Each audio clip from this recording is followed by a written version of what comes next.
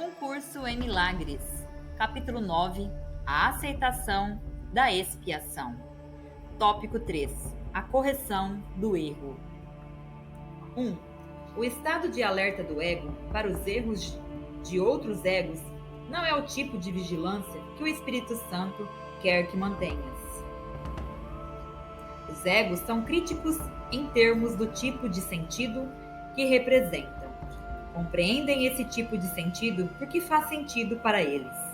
Para o Espírito Santo, não faz sentido algum. 2. Para o ego, é benigno, certo e bom apontar erros e corrigi-los. Isso faz sentido perfeito para o ego, que não está ciente do que são os erros e do que é a correção. Os erros são do ego e a correção dos erros está no abandono do ego. Quando corriges um irmão, tu estás lhe dizendo que ele está errado. Ele pode não estar fazendo nenhum sentido nessa ocasião, e é certo que, se estiver falando a partir do ego, não está fazendo sentido. Ainda assim, a tua tarefa é dizer-lhe que ele está certo. Tu não lhes dize isso verbalmente se ele estiver falando tolices. Ele necessita de correção em outro nível, porque seu erro está em outro nível. Ainda assim, ele está certo porque é um filho de Deus. O seu ego está sempre errado, não importa o que diga ou faça. 3. Se apontas os erros do ego do teu irmão, tens que estar vendo através dos teus, porque o Espírito Santo não percebe os seus erros. Isso não pode deixar de ser verdadeiro, uma vez que não existe comunicação entre o ego e o Espírito Santo. O ego não faz nenhum sentido, e o Espírito Santo não tenta compreender nada que surja dele. Uma vez que ele não o compreende, ele não o julga, sabendo que nada do que o ego faz significa coisa alguma. 4. Quando reages de qualquer modo que seja a erros, não estás escutando o Espírito Santo. Ele meramente os ignorou. E se prestas atenção a eles, não o estás ouvindo. Se não o ouves, estás escutando o teu ego e está fazendo tão pouco sentido quanto aquele irmão cujos erros tu percebes. Isso não pode ser correção. No entanto, é mais do que apenas uma falta de correção para ele. É abrir mão da correção em ti mesmo. 5. Quando um irmão se comporta de maneira insana, só podes curá-lo percebendo nele a santidade. Se percebes os seus erros e o aceitas, está aceitando os teus próprios. Se queres entregar os teus ao Espírito Santo, tens que fazer o mesmo com os dele.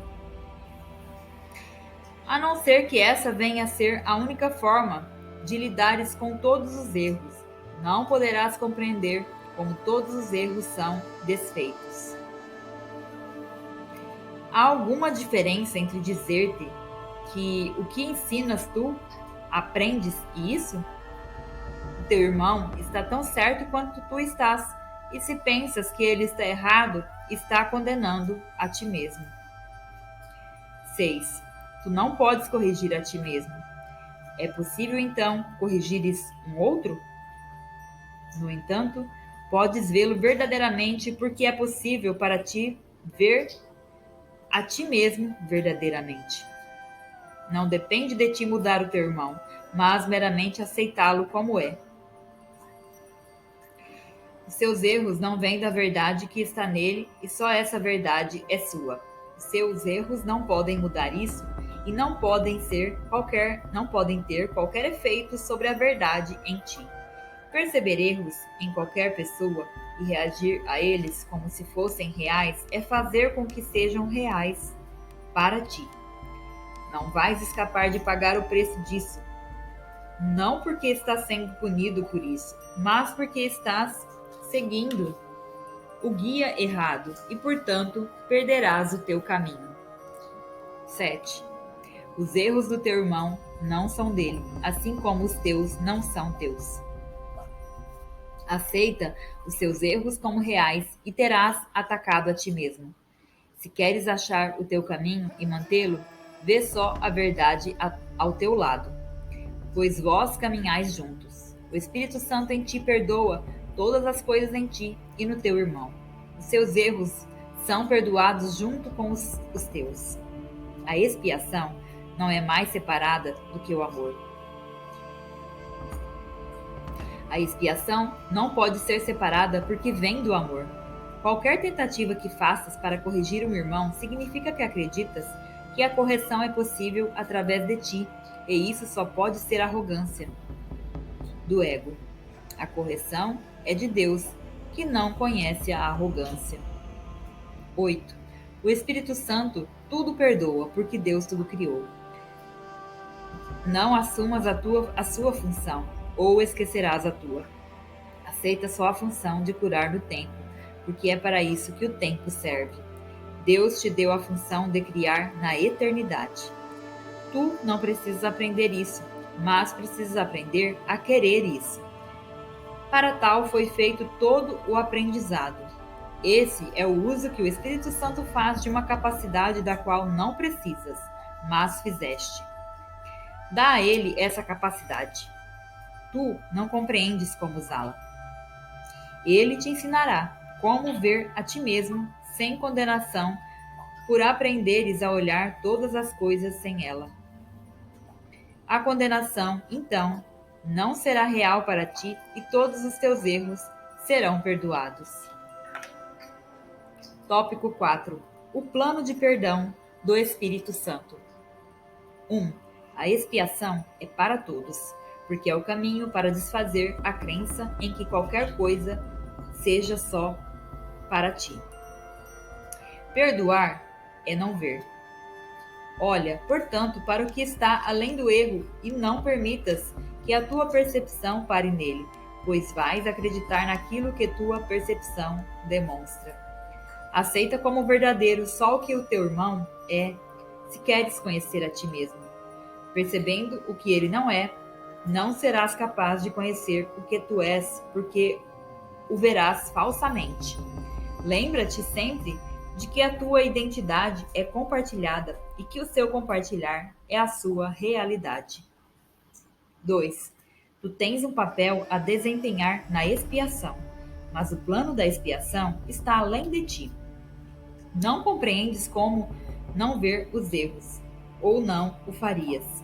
Acreditar que não o fizeste ou que podes corrigi-lo sem um guia para a correção seria meramente persistir no erro.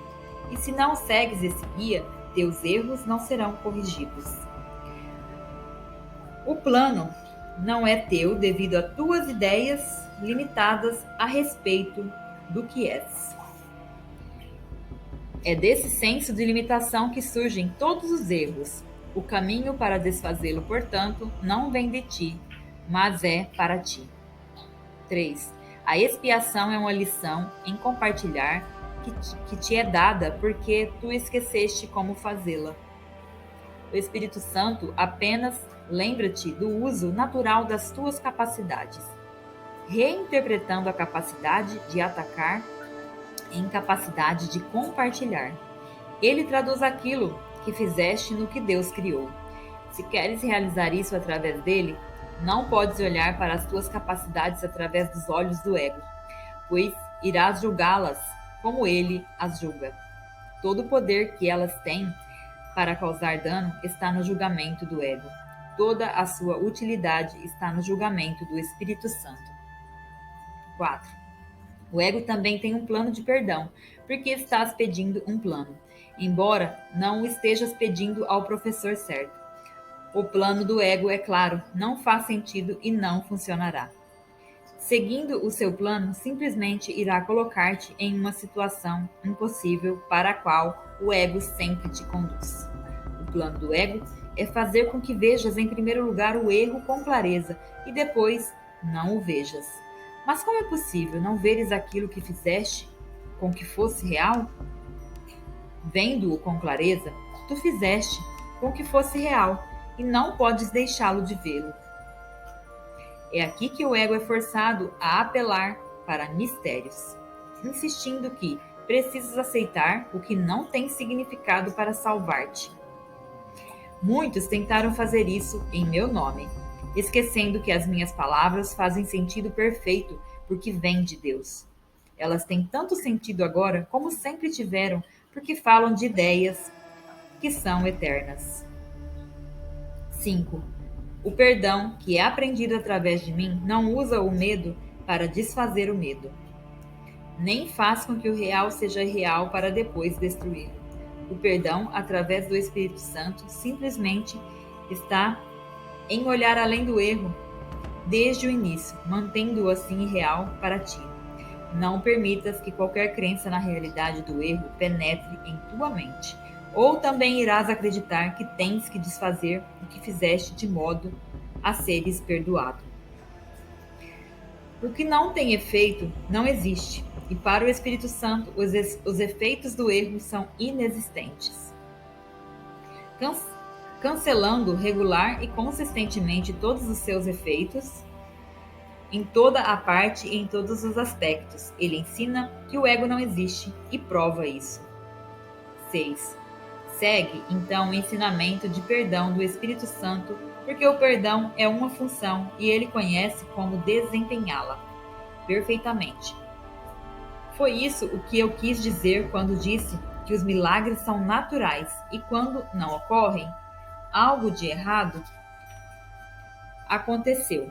Milagres são meramente o sinal da tua disponibilidade em seguir o plano de salvação do Espírito Santo. Reconhecendo que tu não compreendes o que ele é. O seu trabalho não é função tua. O seu trabalho não é função tua e, a não ser que aceites isso, não poderás aprender qual é a tua função. 7. A confusão de funções é tão típica do ego que deverias estar bastante familiarizado com ela a essa altura. O ego acredita que todas as funções lhe pertencem, mesmo que não tenha nenhuma ideia do que sejam. Isso é mais do que mera confusão. É uma combinação particularmente perigosa de grandiosidade e confusão que faz com que o ego provavelmente seja capaz de atacar qualquer pessoa e qualquer coisa sem nenhuma razão. Isso é exatamente o que o ego faz. Ele é imprevisível em suas respostas, porque não tem nenhuma ideia do que percebe. 8. Se não tens a mínima ideia do que está acontecendo, quão adequadamente podes esperar reagir? Poderias perguntar a ti mesmo, sem levar em consideração como interpretarias a reação, se tal imprevisibilidade coloca o ego em uma posição sólida como teu guia. Deixa-me repetir que as qualificações do ego, enquanto guia, são singularmente infelizes e como professor da salvação, ele é uma escolha por demais pobre. Qualquer um que escolha um guia totalmente insano tem que ser ele próprio totalmente insano. E nem é verdadeiro que tu não reconheças que o guia é insano. Reconheces porque eu reconheço e tu o julgaste pelos mesmos padrões que eu. 9. O ego literalmente vive de tempo tomado de empréstimo e seus dias estão contados. Não tenhas medo do julgamento final, mas dá boas-vindas a ele e não o esperes, pois o tempo do ego é tomado de empréstimo da tua eternidade. Essa é a segunda vinda que foi feita para ti, assim como a primeira foi criada. A segunda vinda é meramente o retorno do sentido. É possível que isso seja amedrontador? 10. O que pode ser amedrontador além de fantasias e quem se volta para fantasias, a não ser aquele que se desespera por não achar satisfação na realidade? Entretanto, é certo que nunca irás achar satisfação em fantasias, de modo que a tua única esperança é mudar a tua mente acerca da realidade. Só se a decisão de que a realidade é amedrontadora estiver errada e que Deus pode estar certo. E eu te asseguro que Deus está certo. Fica contente, pois, por teres errado, mas isso só aconteceu porque não sabias quem eras. Se soubesse, seria tão impossível para ti errar como para Deus. 11. O impossível só pode acontecer em fantasias. Quando procuras a realidade em fantasias, não vai achá-las. Os símbolos da fantasia são do ego e desses acharás muitos. Mas não olhes para eles em busca de significado. Eles não têm mais significado do que as fantasias de que são tecidos. Os contos de fadas podem ser agradáveis ou amedrontadores, mas ninguém os considera verdadeiros. As crianças podem acreditar neles e assim, por algum tempo, esses contos são verdadeiros para elas. Entretanto, quando a realidade desponta, as fantasias se vão. Nesse interim, a realidade não desapareceu. A segunda vinda é a consciência da realidade, não o seu retorno. 12. Olha, minha criança, a realidade está aqui. Ela pertence a ti e a mim e a Deus, e é perfeitamente satisfatória para todos nós. Só essa consciência cura, porque é a consciência da verdade. Tópico 5. O curador não curado. 1. O plano do ego para o perdão é muito mais usado do que o de Deus. Isso é assim porque é empreendido por curadores não curados e é, portanto, do ego. Vamos considerar agora com mais detalhes o curador não curado. Por definição, ele está tentando dar o que não recebeu. Se é um teólogo, por exemplo, ele pode partir da premissa: eu sou um miserável pecador, assim como tu. Se é um psicoterapeuta, é mais provável que parta da crença igualmente inacreditável em que o ataque é real para ambos, ele próprio e o paciente, mas que não importa para nenhum dos dois. 2. Eu disse repetidamente que as crenças do ego não podem ser compartilhadas e por isso são irreais. Como é possível, então, que descobri-las possa fazer com que sejam reais? Todo curador que procura fantasias para que venham a ser a verdade necessariamente não está curado. Porque não sabe onde procurar a verdade e por conseguinte, não tem a resposta para o problema da cura. 3. Há uma vantagem em trazer à consciência os pesadelos, mas somente para ensinar que eles não são reais e que qualquer coisa que contenham não tem significado. O curador não curado não pode fazer isso porque não acredita nisso. Todos os curadores não curados têm que seguir o plano do ego para o perdão de uma forma ou de outra. Se são teólogos, provavelmente condenam a si mesmos, ensinam a condenação e advogam uma solução amedrontadora, projetando a condenação sobre Deus. Eles o fazem parecer vingativo e têm medo da sua punição.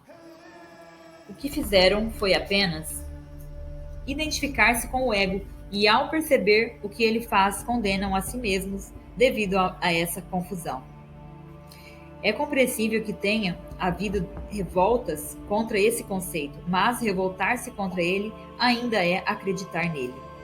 4. Algumas das formas mais novas do plano do ego são tão inúteis quanto as antigas, porque a forma não importa e o conteúdo não foi mudado.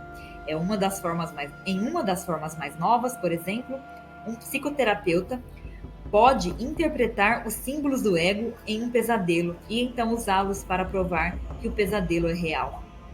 Tendo feito com que seja real, ele então tenta desfazer os seus efeitos, depreciando a importância do sonhador.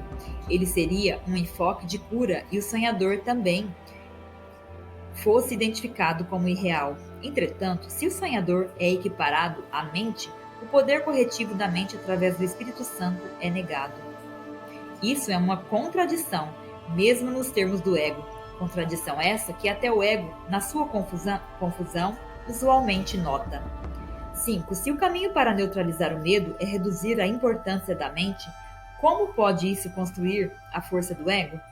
Tais inconsistências evidentes são a razão porque ninguém realmente explicou o que acontece na psicoterapia. Nada realmente acontece. Nada de real aconteceu com o curador não curado e ele tem que aprender com seu próprio ensino. Seu ego sempre buscará ganhar alguma coisa da situação. O curador não curado, portanto, não sabe como dar e, consequentemente, não pode compartilhar. Ele não pode corrigir porque não está trabalhando de modo a corrigir. Acredita que depende dele ensinar ao paciente o que é real, embora ele próprio não saiba. 6. O que deveria acontecer então? Quando Deus disse, haja luz, houve luz. É possível achares a luz analisando a escuridão, como faz o psicoterapeuta? Ou como o teólogo, reconhecendo a escuridão em ti mesmo e procurando uma luz distante para removê-la, enfatizando a distância durante todo o tempo? A cura não é misteriosa. Nada vai mudar a não ser que seja compreendido, já que a luz é compreensão. O miserável pecador não pode ser curado sem mágica e nem pode uma mente sem importância estimar-se sem mágica. 7. Assim sendo, ambas as formas de abordagem do ego têm necessariamente que desembocar em um impasse. A característica situação impossível, a qual o ego sempre conduz. É possível ajudar alguém apontando a direção que ele está seguindo, mas o sentido se perde, a menos que ele também seja ajudado a mudar de direção. O curador não curado não pode fazer isso para ele, pois não pode fazê-lo para si. A única contribuição significativa que o curador pode fazer é apresentar um exemplo de alguém cuja direção foi mudada para ele e que não mais acredite em pesadelos de espécie alguma.